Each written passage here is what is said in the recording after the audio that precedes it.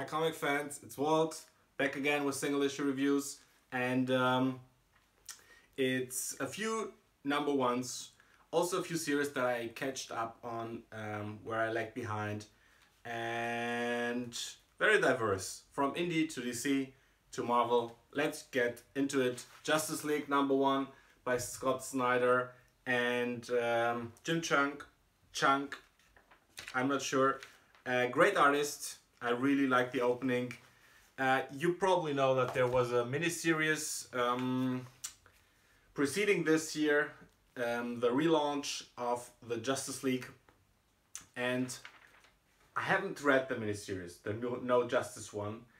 You don't need it. You can get into it without any prior knowledge. You get here the wrap up of the miniseries in a way, I think, or it's like an epilogue.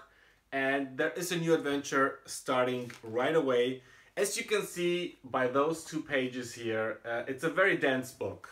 A lot of text. And I enjoyed that. I think it's cool. You get something for your $4. I also applaud DC for resisting in overpricing a first issue. So yeah, $3.99. It's cool. Regarding the content, I mean, you either like Scott Snyder or you don't. Unfortunately, I'm being part of the second group. For me, he's a bit too wordy. He's, I mean, look at those pages here. It's just too much talking. And he has some purple prose moments in here. And he always has those.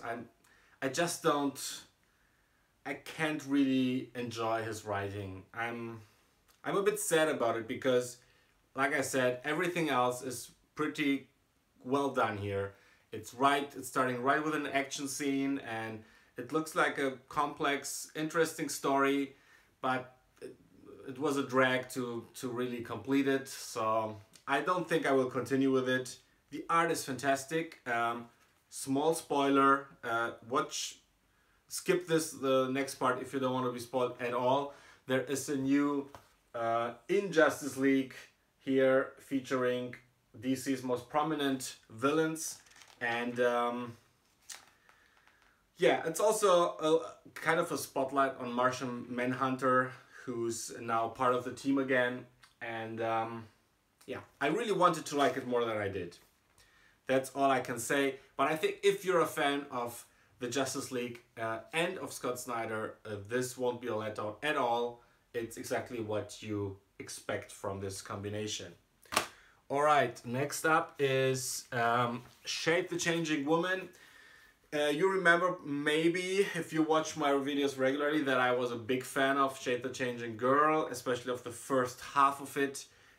It's written by Cecil Castellucci, drawn by Marley Zarconi and Kelly Fitzpatrick on color, and it was a wonderful series emerging out of DC's Young Animal, a label or sub-label, which was basically just a relaunch of Vertigo, another relaunch of Vertigo, where they put interesting indie creators on not very established IPs out of DC's long legacy of weird characters that they have. One of them being Shade the Changing Man, which was written by Peter Milligan back in the day, back when Vertigo was launched. It was part of the core family of titles, and it was one of my, if not my favorite series back in the day. So the expectations were high and they were met, which is surprising enough.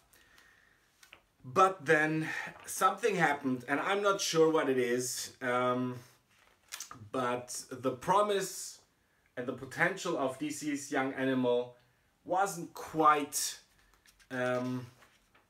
well, fulfilled in the end, which is a sad thing, because especially Shade started out great, and it's still good. I still like it. It's very poetic, it's very introvert. It's about an alien arriving on Earth and having to cope with humans, which is hard enough. There is some social commentary put into it. It's very much like a snowflakey introvert look at. It's a look into a snowflake's heart, basically. And being a little bit of a snowflake myself, I could identify somehow with it.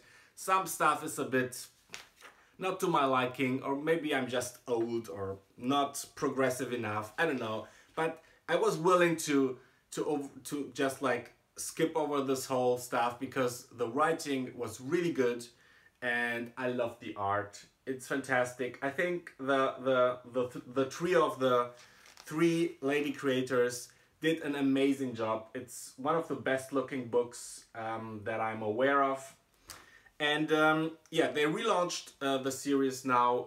It's a few years later and it's The Changing Woman. But the theme and the overall tone of the book didn't change at all. And I think that's a kind of a problem because it was never very plot heavy. But, you know, it's getting a bit tiring to just be in this state of poetic amnesia, or I don't know how to call it. There is here, I mean, the art is so good. I love it so much. There is here a little citation that I want to read to you. It's like, it's her saying it, shade. It's all still there though, only like everything is very far away. And this is how I feel about this series. It missed to really have the breakthrough, have a little bit of contrast to all this dreamy stuff, all this poetic inner monologue kind of stuff. If you would have contrasted with a more conventional plot, even like a cheap, you know, gangster or villain, good versus evil kind of thing, where you know it's like just to keep it coherent. But if you read Sandman or Lucifer, a really successful series from Vertigo, you know that you need some kind of like a mainstream plot thing that keeps it together, and then you can go into different directions, explore things, become experimental. And they relied on the experimental alone with this one, and I think for that it's not a complete success. Very unfortunate, because I really have sympathies for it, but I don't know if I can recommend it anymore, frankly. Alright, next up we have something which is in a way related to what I just said, but the result of it is much more positive. It's called Long Lost. It's by Scout Comics, which is another small publishing house which came up in the past year or two, and they release up-and-comers, and you wouldn't know that just by reading and looking at this comic, which is quite professional. And yes, there is some naivete in the art. Not everything is top-notch, but it's very well done in the end, and the atmosphere is perfect. What is it about? It's about two sisters who explore, who return to the village they were living in and explore a mystery there, which has something to do with their dead mother. And it's super creepy. It's changing from one reality to the other all the time. You never know where you are with those characters, and with the story itself. Is it like you see here, is it like a Walking Dead kind of scenario? Is it all happening in the head of someone? Is it a horror story with witches and witchcraft, like hinted at here?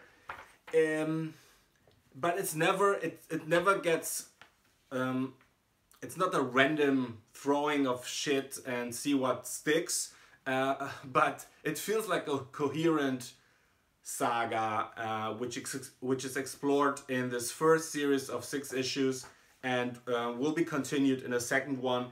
And I was really very impressed by it, even like I could say blown away by it, just because it came out of nowhere and it was really well written and great atmospheric art. So I will urge you to check out the trade when it comes out. I think it has some resemblance to what was Terry Moore's series? I forgot the title. Rachel Rising. So if you like Rachel Rising, this is somehow going into this direction. Really good stuff by Scout Comics. Alright, next up, it's almost a creator special here because they were quite unknown to me. Their names are Zach Thompson and Lonnie Nadler.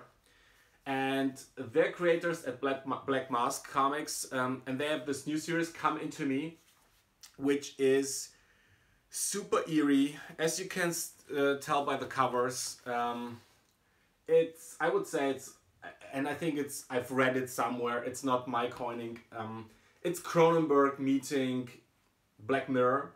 It's a technological stuff like exchanging of consciousness or the connections between two conscious minds and what comes out of it. And this is where the very dubious title Come Into Me comes from, and it's super well written. Those are like very capable. You can see that those guys didn't just like emerge from nothing. They had a series last year, The Dregs, which was one, I think even like my favorite title of last year, and I was eager to see where they go next, and this is exceptional stuff. I loved it, and I think they have a great future. I just heard an announcement they will take over Bloodshot over at Valiant from Jeff Lemire, and they also got grabbed by Marvel Comics, so you can see that Marvel has stepped up their game. They are really talent oriented again because, yeah, I mean, they just released 2 or 3 miniseries on Black Mask, and now they're writing Cable for Marvel. And I went into this knowing a little bit about Cable. Of course, everyone read Cable in the 90s with X-Force and Rob Liefeld and all this craziness.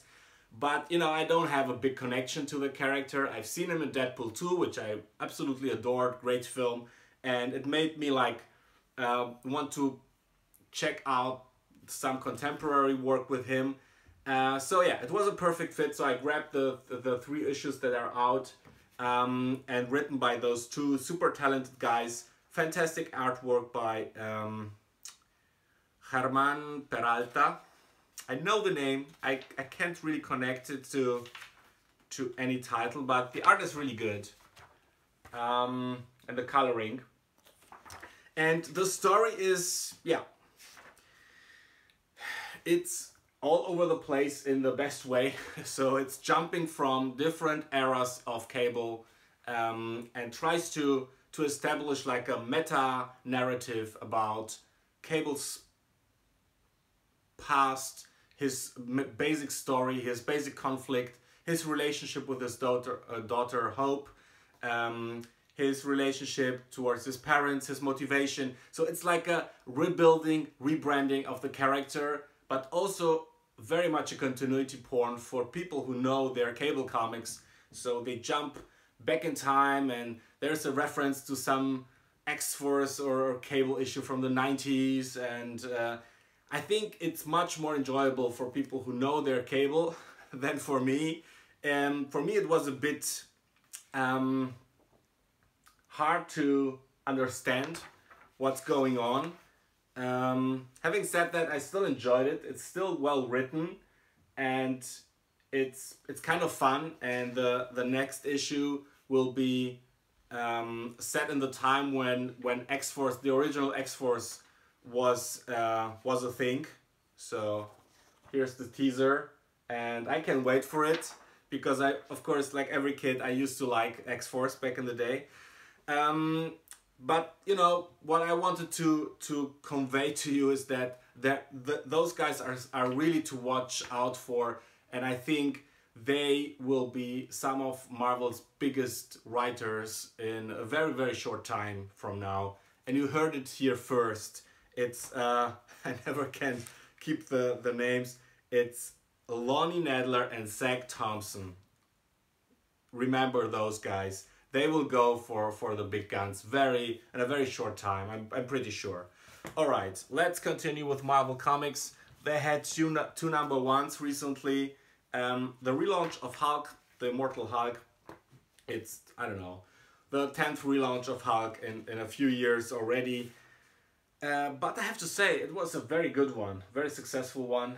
It's Hulk written as a horror book, and it's a bit of the Hulk written like the TV series of the 70s, which I liked as a kid. And the art was phenomenal. I loved it. It's by Joe Bennett. Writing is by Al Ewing and Ewing, sorry. And yeah, it was really good. Good first issue. $5 issue, unfortunately, but let's say it's worth the admission. It was a good comic, and yeah, I'm eager to check it out regularly. It's cool. I love to have the old Hulk back. Next up, Doctor Strange, relaunched like in the same month. Like they do this thing now where they released an issue. And 2 weeks later, it's already the relaunch. It's crazy, but I wouldn't normally support this kind of behavior, but this was marked down because it has some dings in it, and it was like only €2.50, and I gave it a chance, and it was really cool. It's written by Mark Waid. Artist is Jesus Saiz, and man, the art is fantastic. It's really, really good. And you know what? Mark Waid is still a good writer of superhero comics. This was really fun, and it was a very good first issue. Basically, the new premise of the book is Doctor Strange has issues on Earth. His powers don't work anymore, and he's helped by Tony Stark with a spaceship, and he goes off into space. I don't know why. Maybe he's expecting his power to work again in space, or he's looking for other sorcerers in space. Yeah, it's kind of a dubious premise, but it was a lot of fun reading it, and I expect it to be a fun series. It was really, really nice. So if you were in doubt if this is worth your money, don't be. It's also a $4 book. So yeah, pretty good, surprisingly. This year's Skyward, I know issue 2 or even 3 are already out. I just read it now. It's by Image Comics, and yeah, the concept is pretty simple. It's a world where gravity doesn't work anymore. No one explains how it doesn't work anymore, or how everything can still be like, you know, gravity comes from mass, so the Earth is still the Earth, but the mass doesn't produce gravity anymore. It's kind of weird. I don't think it can't work in a physical way, but yeah, the story is quite nice. It feels for me like an all ages book with a young heroine who's trying her best to, you know, to survive in this new world without gravity. And there is her father who didn't get, who's like has this illness of still feeling the gravity. So it's a switch of kinds, and yeah, I didn't explain it very well.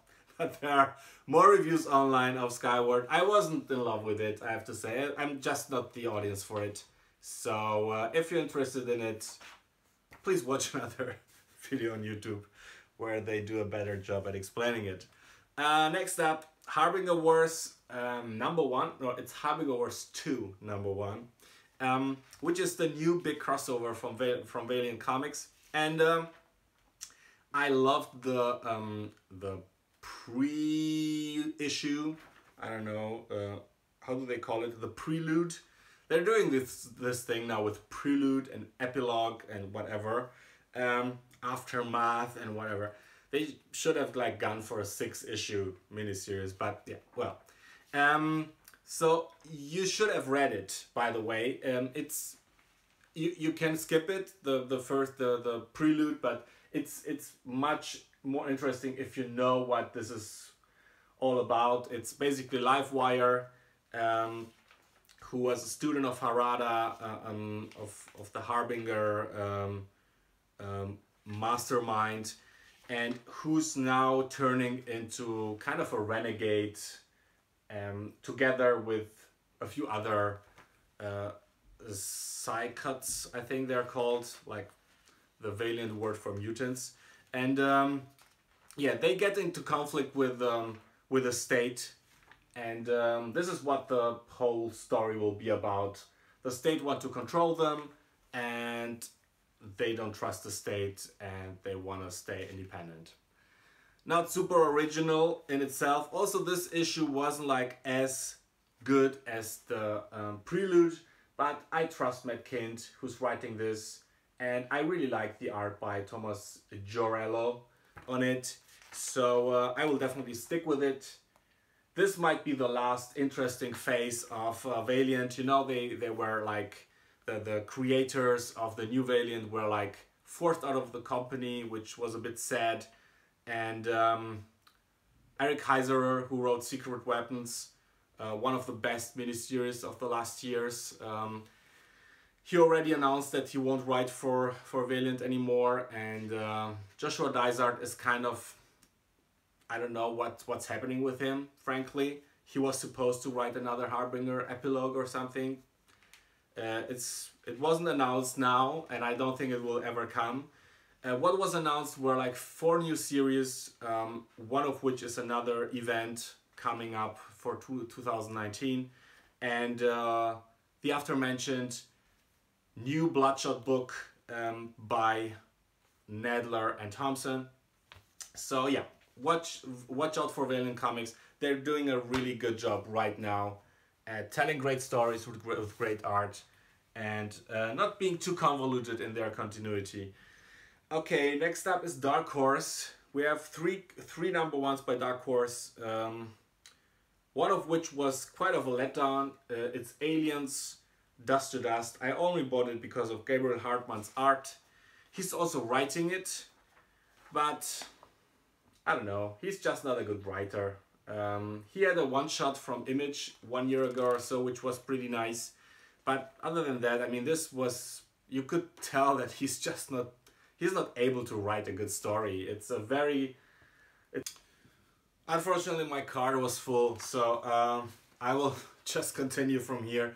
Like I was just like saying, it's a cliche-ridden story, which we've seen like 1,000 times before. Like, oh, the monster's coming, let's get out of here, fast, fast, fast, and that's the whole issue.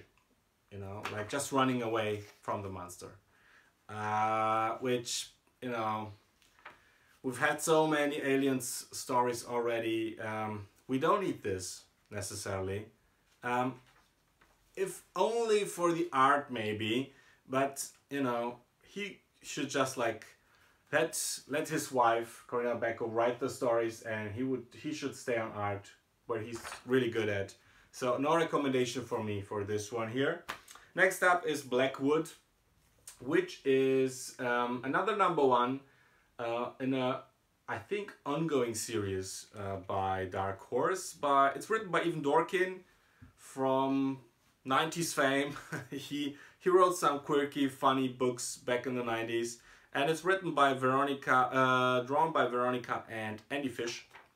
And well, the art is very cartoonish and colorful and fun. Not necessarily like super impressive or great or whatever, but it does a good job to convey Dorkin's funny script. It's a teenagers go to Hogwarts kind of situation, where they learn to how to use their magic or their magic skills, and it was a fun read, a light and fun read, more aimed at young adults than at very old people like me. So I'm not the audience for this, but I found it charming, and it's cool. It's okay. It's okay. Okay. Something which is much better than okay. It's even excellent. It's my favorite book of this deck. Sword Daughter #1. A new series by Brian Wood and drawn by Mac Chatter. Colors by Jose Villarrubia. I'm not aware of Mac Chatter. I don't know what he's done before, but those were some super impressive pencilings here. I love the art in this book, and I also very much enjoyed the storytelling. I think Brian Wood is one of the best writers right now. He had some issues. He was accused of some dubious behavior a few years ago, and I feel like this really killed his career somehow. But judging just from an artistic standpoint, he's at the top of his game. He's a fantastic, very subtle writer. He knows how to use a comic page to convey his story. I read it 2 times, and on the second reading, things become even more clearer, and you know, the subtle things came more into focus. And this is a story about an estranged father-daughter relationship. They are traumatized by what happened to their family. And yeah, now they have a mission together. They have to find the bad guys who did this to their family and to their village. And it's set in this very Brian Woodish time period of the Middle Ages, where he did his Northlander series for Vertigo, and later on Black Road for Image, both series I haven't finished yet. No, Black Road I finished, I really liked it. Northlanders, I read half of it, and I thought it was very, very good. It's one of the last big, grandiose Vertigo sagas, and so he returns to familiar territory here with this book, and yeah, you can see he's not winging it. He's just like a master at his game right now. Really, really, really well written, and all the comics that I've read by Brian Wood in the past year or so were super good. I urge you to check it out in single issues, because the art is beautiful, and it's a cardstock cover. Yes, it's $4.99, but you pay $4.99 for some Marvel bullshit. Why not like buy a really good book like this one? Sword Daughter, my recommendation for you. Alright, I am finished with the reviews. I really want to thank you guys. I was touched and impressed by all your comments and the welcome back atmosphere and warmth that I got from my last video. Very thankful for that. It was a big motivation to continue. That's why I'm back with this video, and I really enjoy the conversation that I'm having with you. So if you want to comment on my comments on those comics, if you disagree with me, whatever it is, recommendations, whatever, put it in the comment fields. And thank you very much for coming back to my channel. Having said that, enjoy your comics, buy Sword Daughter, and see you next time. Bye bye.